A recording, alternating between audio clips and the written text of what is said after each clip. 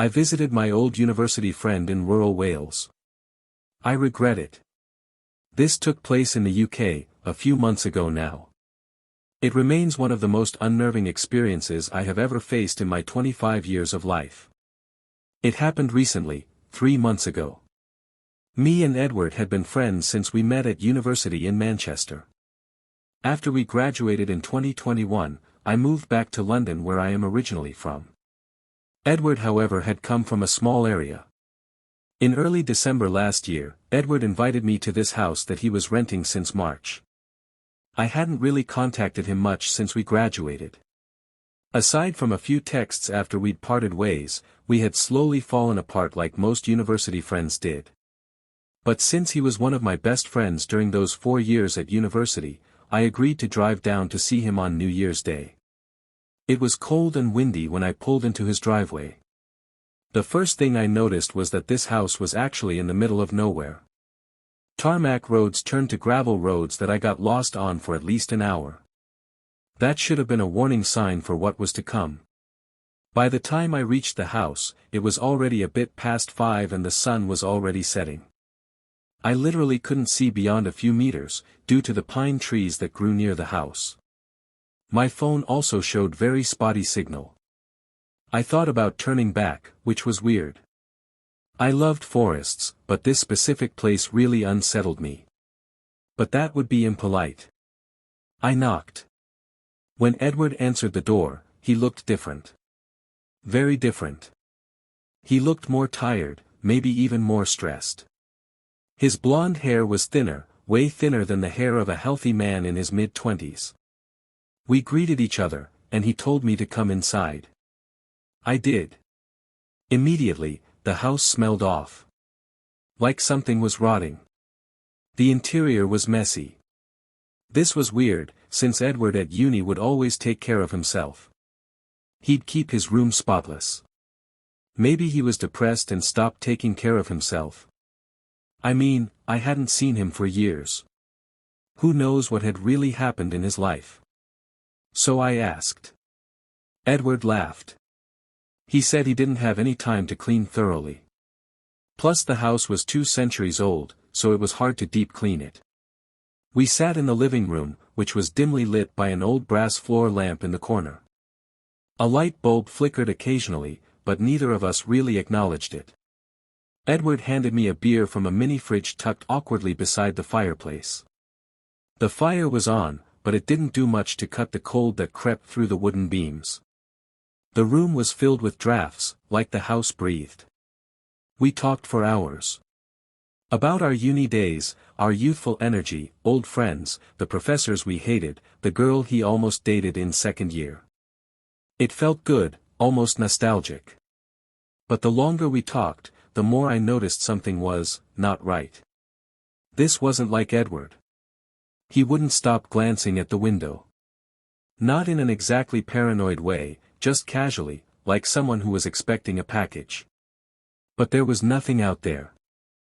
Just those tall, dark pine trees, dense and unmoving in the dark.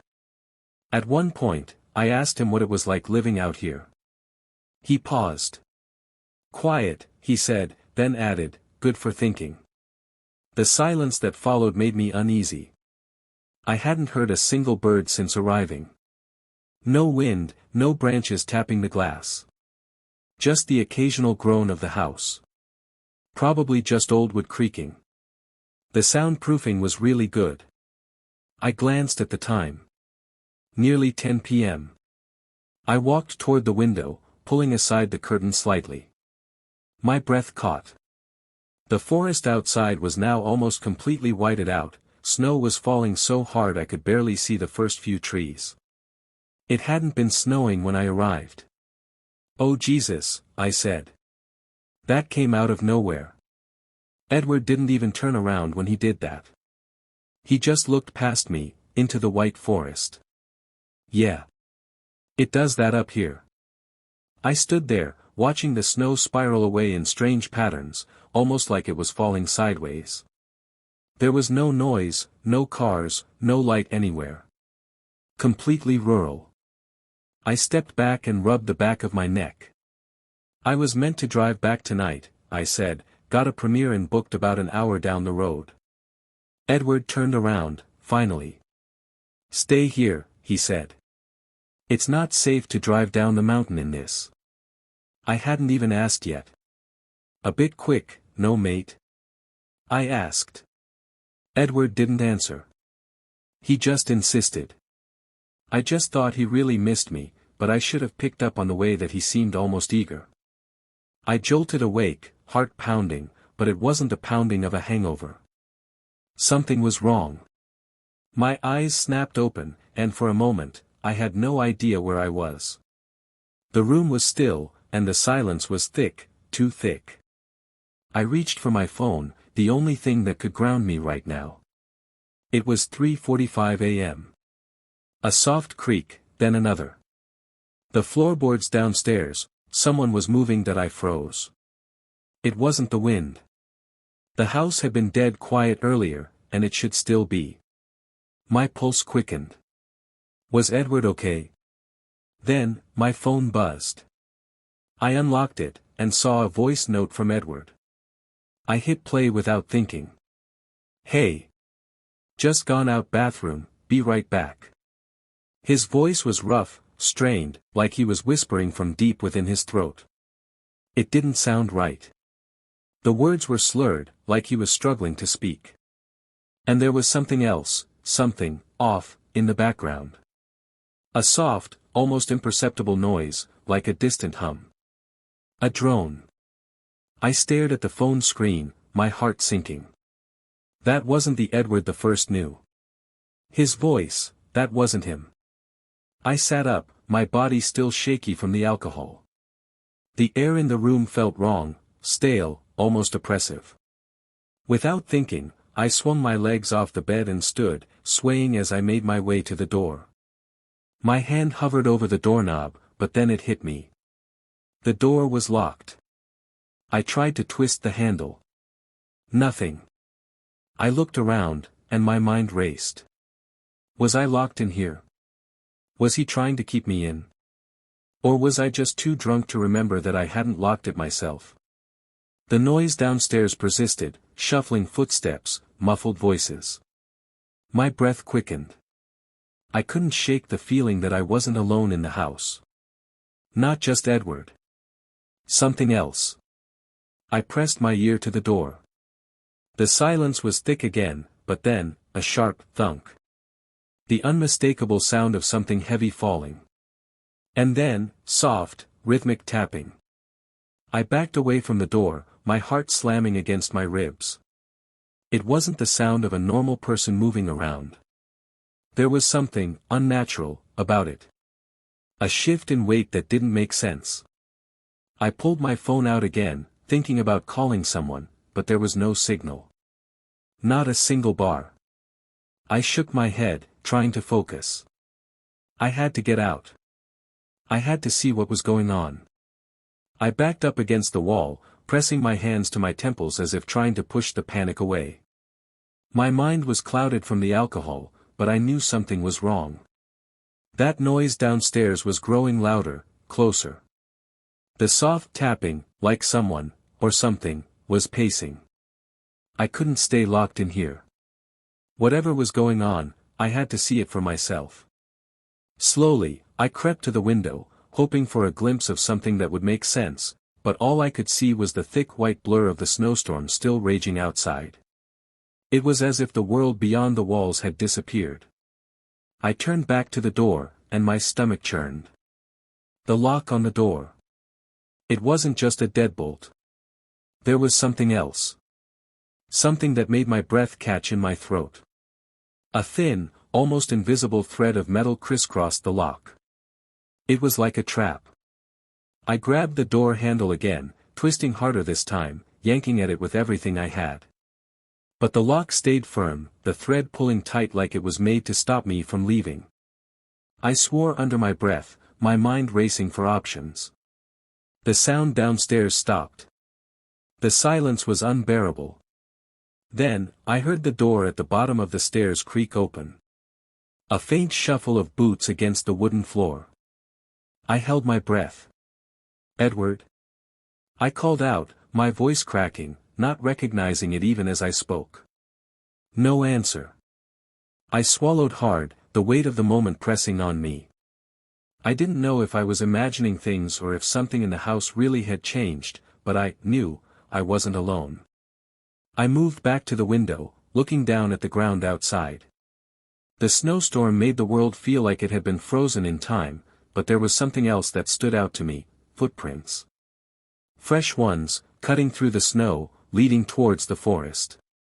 I could feel my heart thumping in my chest, the pull of fear so strong it almost paralyzed me. Should I go outside? But the thought of stepping into that freezing cold, with no guarantee of safety. I didn't have time to decide. The sound of footsteps came closer, now unmistakable, a slow, deliberate creak of the floorboards from the bottom of the stairs. And then Edward's voice. But it wasn't like before. It was low.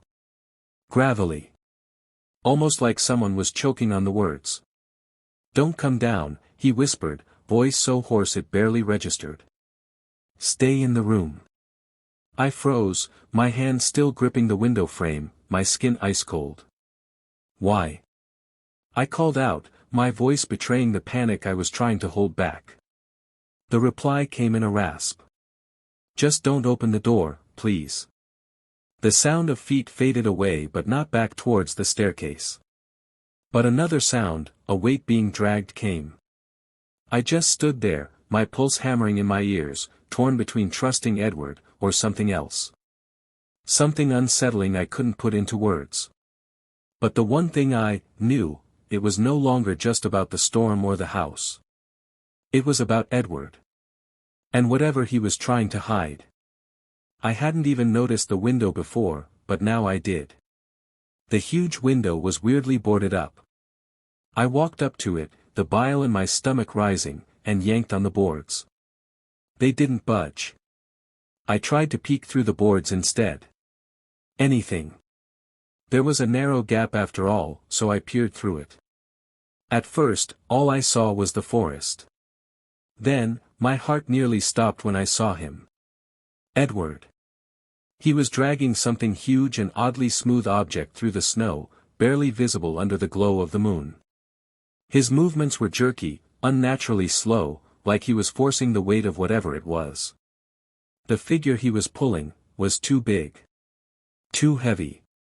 It looked like a lump, something almost too human-like to be fake, its shape obscured by the snow as it scraped against the ground. But then I noticed something metallic glinting in the pale light, a flash of steel that caught my eye. Edward had something in his other hand. My eyes widened when I figured out what it was. A long, gleaming knife. Its blade caught the moonlight as he held it, his grip on it tight and sure. At that moment, I felt my stomach twist into knots.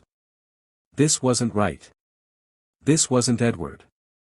Not the guy I knew, not the guy I just spent hours laughing with and drinking with. I backed away from the window, my mind screaming at me to do something, anything, but fear kept my legs rooted to the floor. My breath came in ragged gasps, my eyes darting around the dimly lit room as if it might give me a clue as to how I could escape. I was trapped. But then my eyes landed on something small in the corner, something I hadn't noticed before in my haze of drunkenness. A loose nail. It was embedded in the wood, sticking out just enough for me to grab it. I wasted no time. My hands trembled as I approached the door, my mind working through the next step in a desperate haze. I needed to move quickly, to get out of here before whatever was happening to Edward pulled me in, too. With a sharp twist, I unscrewed the nail, the tiny metal groan of it turning in my fingers oddly satisfying against the noise of my beating heart. I wedged the nail between the lock and the frame, the wood creaking as I worked the nail into place. And I twisted. The key came free. Then, with a shallow breath, I grabbed a scrap of paper from the table beside me, carefully sliding it under the door. My hands were slick with sweat as I nudged the key from the other side, inching it slowly towards the crack where the paper lay. It felt like an eternity before the key scraped against the paper, and I gently pulled it in. I slipped the key into the lock. The door opened with a soft click. I was out of the room now. My body felt like lead as I crept through the dark house, my senses on high alert. Every creak of the floorboards beneath my feet sounded like a loud announcement of my presence. I couldn't hear anything from downstairs. That made it worse. The silence felt suffocating. I was moving quickly now, my heart pounding in my throat. I had to get out. I had to find him. Edward. But as I approached the staircase, I stopped dead in my tracks. Edward wasn't downstairs anymore. Instead, there was silence. And that, sick feeling, like I was in danger, even though the house should be empty, settled over me again. Something was happening outside. Something horrible. The only way out was through the front door. I stood at the top of the stairs, staring at the darkened hall below. Everything felt still. Too still. I went downstairs. Nothing, and that's when I saw it, the door. The door to the basement. It was cracked open just wide enough to invite in a sliver of the dark, musty air from below into the hallway. My heart hammered in my chest as I realized I hadn't seen it before. How had I missed it? Was it always there? The front door behind me caught my eye. It was slightly open, a thin sliver of moonlight cutting through the gap. The snowstorm outside had intensified, and yet, the chill that swept through the house was not from the wind. It felt wrong. I took a hesitant step toward the basement door, my senses on edge. The house felt quiet in a way that made the hairs on the back of my neck stand. Something was off. I couldn't put my finger on it. I glanced back at the front door, a sudden urge to run pressing against my chest. Maybe it was all just the excess alcohol, the isolation, the creeping dread of the house itself playing tricks on me. I had to be imagining things. Edward had probably just stepped out for a late walk, or maybe he was just sleeping somewhere else in the house. I could go back to bed, forget about the basement door, forget about the cold draft from the open front door. But then I heard it. A scream. A woman's scream. I don't think I will ever forget that scream. It was less like a human and more like an animal being stabbed. It was distant, but it cut through the night with a force that made my blood run cold. The sound was muffled, as if someone was trying to stifle it, but there was no mistaking the terror in it. My heart started to hammer in my chest. What the hell was that? I tried to shake it off, thinking it was just the wind playing tricks on my mind, but no, this was different. It sounded like someone in real danger. My instincts kicked in. I couldn't just lie in bed and ignore it. That scream was very real. I grabbed my jacket, not bothering to even think about it. My hands shook as I pulled it on, the chill of the wind creeping in. I stepped toward the door, hesitant but driven by something I couldn't explain. The snow was not icy like I was expecting it to be. It was soft, sinking quietly beneath my trainers. I walked towards where Edward had been walking, following his footprints and the rut of the massive object he was dragging. By the looks of the track, it was huge, but almost slender. A deer corpse. No, I would have seen it. Plus, Edward didn't do any of that hunting stuff. I was pretty sure it's illegal too. I knelt down to check it. That's when my heart dropped again. A blonde hair strand. It couldn't belong to any kind of wild animal. It was most definitely a person. My mouth went dry. I stared at it for what felt like hours. It couldn't be what I thought it was. It had to be a trick of the moonlight. But I knew deep down that it wasn't. I suddenly felt the urge to crouch. I did so, but in the pine trees, where the moonlight didn't reach. Still, I felt exposed. I could hear voices from the clearing. Then, loud footsteps became clear after around 5 minutes. He walked by just a few feet away. I didn't breathe. Not because I was scared he'd hear me, but because I didn't recognize him anymore. He wasn't Edward. Not the one I knew.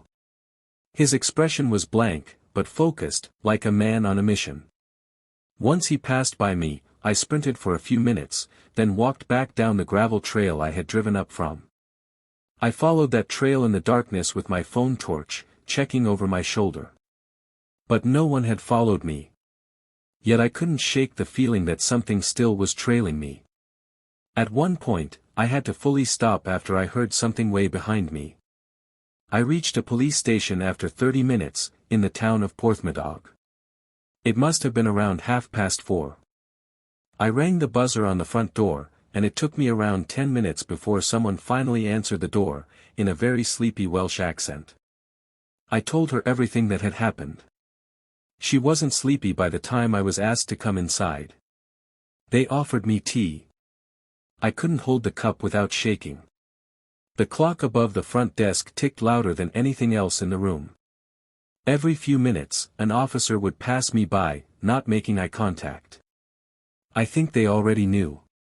At 8:40 p.m., a few more police officers had arrived. I finally stood up, thinking I would be going back to confront Edward with them. But they told me to come to a room. There, I found out that Edward had been arrested. He was staying in a separate station.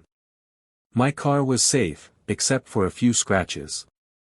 But the most chilling part was that they discovered a woman who had suffered many non-lethal wrist wounds from a knife, a short distance from Edward's house. She had been left with the knife, and it was assumed Edward meant it to look like she'd self-harmed. But she had, however, barely survived by managing to apply first aid on herself.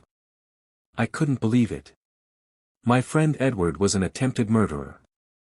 The police went on to explain that this woman was believed to be a person he had met on a camping trip near Cardiff.